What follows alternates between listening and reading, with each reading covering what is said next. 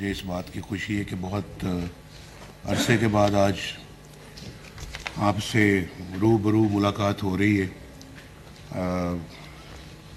میری اپنی بھی بڑی خواہش تھی کہ کوئی ایسا موقع ملے کہ ہم آمنے سامنے گفتگو کریں، بیٹھیں، ایک دوسرے کو دیکھیں اور ایک دوسرے کی باتیں بھی سنیں۔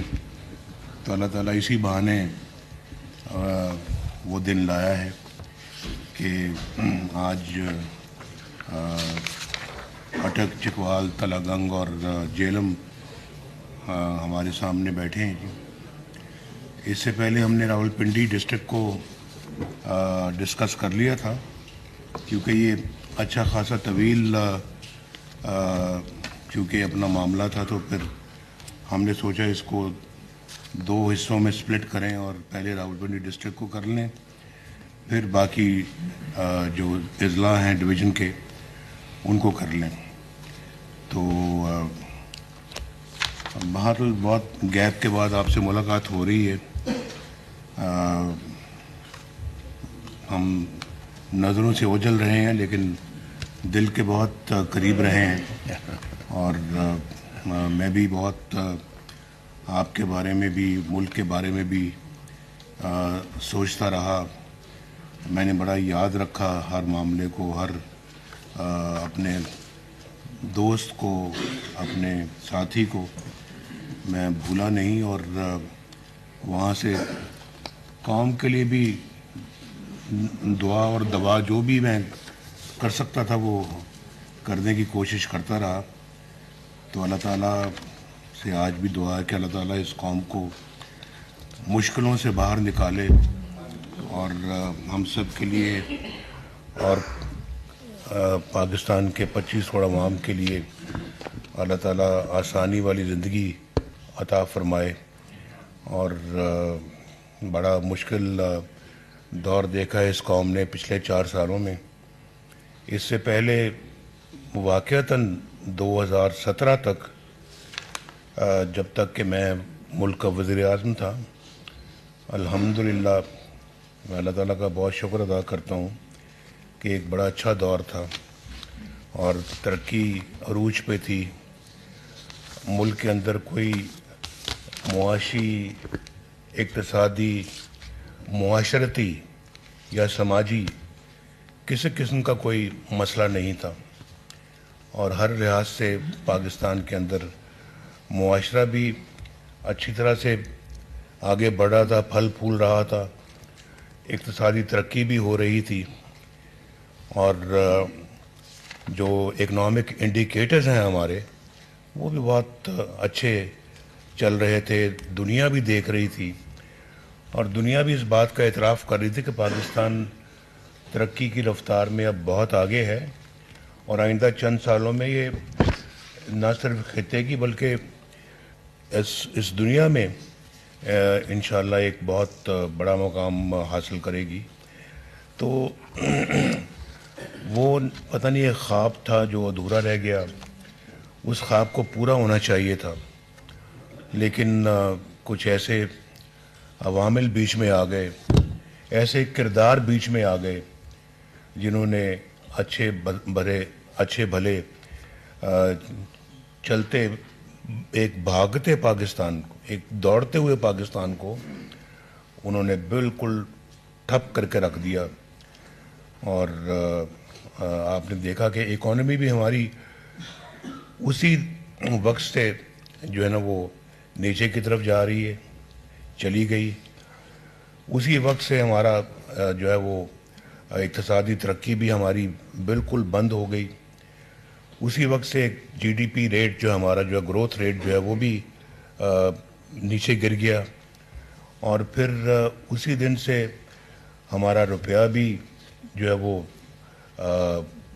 کمزور ہونا شروع ہو گیا۔ اور اس وقت آپ دیکھیں نا 4 سال روپیہ ایک جگہ پہ رہا ہے، اور اس میں اپنا کوئی کمی بیشی نہیں آئی۔ 4 سال، آج تو 4 گھنٹے بعد، اس کے بعد 4 گھنٹے بعد روپیہ جو ہے نا اپنی جگہ سے ہلتا رہا۔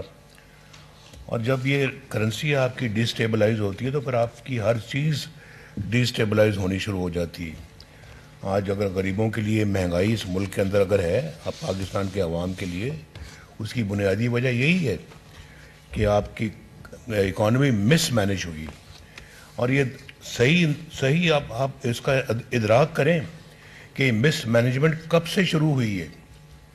یہ 2019 سے شروع ہوئی اور پھر 2000 صاحب نے کب لیا اپنے ذمہ داری؟ 2022 تک تو بہت زیادہ جو ہے وہ گراوٹ ہو گئی تھی ہر چیز میں۔ 2022 تک تو ہر چیز کا بٹھا بیٹھ گیا تھا، اور اس کو نہ آ کے تو یہ اپنا سنبھالتے تو ملک ڈیفالٹ ہو چکا تھا۔ تو مجھے سمجھ نہیں آتی کہ یعنی اس طرح کے اناڑی کے ہاتھ میں اس ملک کی باغ دوڑ کیسے سپرد کر دی جاتی ہے، کیسے دے دی جاتی ہے۔ ایک اچھے بھلے لوگوں سے، اچھی بھلی حکومت سے آپ اپنے اختیار دے کے ایک اناڑی کے ہاتھ میں دے دیں، اور یہ آپ کی آنکھوں نے دیکھا ہے 2013 سے لے کے 2017 تک جب مسلم لیگ نون کی گورنمنٹ تھی، نواز شریف وزیر اعظم تھا، تو ملک ترقی کی رفتار میں کیسے دوڑ رہا تھا، پوری قوم نے دیکھا ہے۔ اور اس وقت یہ باتیں ہو رہی تھی 2017 میں، حالانکہ الیکشن 2018 میں ہونا تھا، میں جب وزیر اعظم تھا، کہ جی یہ اگلی ٹرم بھی پی ایم ایل این جیت رہی ہے۔ یہ 2016-17 میں یہ باتیں شروع ہو گئی تھی، اور ہم نے 2013 میں یہ شہباز صاحب بھی، یہ باقی صاحبان بھی، ڈار صاحب بھی، میں نام سب کے نہیں لیتا، بہت سارے حضرات نے مجھے کہا جی کہ آپ بس الیکشن کی کیمپین میں 2013 میں آپ کہیں جی ہم بجلی جلد سے جلد لے کے آئیں گے، لوڈ شیڈنگ کا جلد سے جلد خاتمہ کریں گے، اور آپ کہہ دیں، آپ 6 مہینے کہہ دیں، آپ 1 سال کہہ دیں۔ تو میں نے کہا بھائی نہ 6 مہینے میں یہ ممکن ہے، نہ یہ 1 سال میں ممکن ہے، اس کو وقت لگے گا، اور میں ایسی کوئی بات کبھی نہیں کہوں گا، اور نہ میں کہنے کا عادی ہوں جو میں سمجھتا ہوں کہ یہ ممکن نہیں ہے، میں کیسے کہہ دوں۔ تو میں نے الیکشن میں فیصلہ کیا کہ میں لوگوں کے ساتھ سچ بولوں، اور میں کوئی ان کو چکر بازی نہ کروں، سبز باغ نہ دکھاؤں، کوئی دھوکہ فریب فراڈ نہ کروں۔ میں ان کو کہوں کہ میں اپنے دور میں، ہم اپنے 5 سالہ دور میں انشاءاللہ اس لوڈ شیڈنگ کا خاتمہ کریں گے۔ مجھے کہنے لگے نہیں یہ تو بہت لوگ مایوس ہو جائیں گے، وہ کہیں گے یہ تو 5 سال لگ جائیں گے، ہمیں مزید کوئی انتظار نہیں کرے گا۔ میں نے کہا پھر جو کام میں 5 سال سے پہلے سمجھتا ہوں کہ نہیں ہو سکتا، تو میں کیسے کہوں؟ میں نہیں کہہ سکتا، میری اپنی بھی کوئی کریڈیبلٹی ہے، کریڈیبلٹی کا سوال ہے، تو انہی چیزوں سے کریڈیبلٹی بنتی بھی ہے اور بگڑتی بھی ہے۔ تو میں ایسا کوئی بات یا ایسا کوئی کام نہیں کروں گا جس سے کریڈیبلٹی ہماری جو ہے نا وہ ختم ہو کے رہ جائے یا سٹیک پہ آئے۔ تو میں نے کہا، الیکشنوں میں کہہ دیا میں نے کہ جی ہم 5 سال میں اپنے اس دور میں کریں گے، تو الحمدللہ لوگوں نے ووٹ دیا، لوگوں نے ہماری سابقہ کارکردگی کی بنا پہ ووٹ دیا، اور ہر دفعہ اللہ کے فضل و کرم سے ہم آئے، ہم نے اچھے کام کیے، ملک و قوم کی ترقی والے کام کیے، اور ہر دفعہ ہمیں نکال دیا گیا۔ کیوں نکال دیا گیا؟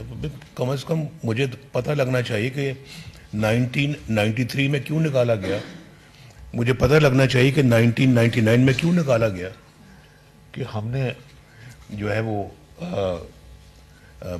معاملات کو صحیح طرح سنبھالا، اور ہم نے اپنا کہا کہ ہم یہ کارگل میں لڑائی نہیں ہونی چاہیے تھی، اس لیے نکال دیا، اس لیے نکالا ہے۔ ہم صحیح تھے، آج وقت ثابت کر رہا ہے کہ ہم صحیح تھے، ہم نے صحیح کام کیا تھا، وہ فیصلہ بھی ہمارا صحیح تھا۔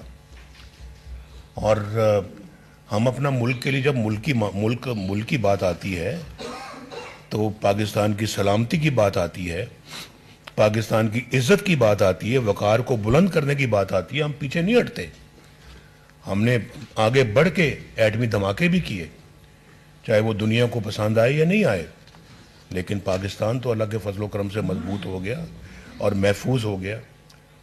آج کسی کی جرت نہیں ہے کہ وہ خدا نہ خواستہ آپ کے اوپر چڑھ دوڑے یا آپ کو میلی آنکھ سے دیکھے۔ تو ہم نے ہر فرنٹ میں اپنی خدمت کی انجام دی ہے، چاہے وہ اقتصادی ہے، چاہے وہ معاشی ہے، چاہے وہ دفاعی ہے، اور چاہے وہ ہماری فارن افیئرز ہے۔ ہمارے دور میں انڈیا کے 2 وزیر اعظم یہاں پاکستان تشریف لائے، مودی صاحب اور واجپئی صاحب۔ اس سے پہلے کب کبھی کوئی آیا تھا؟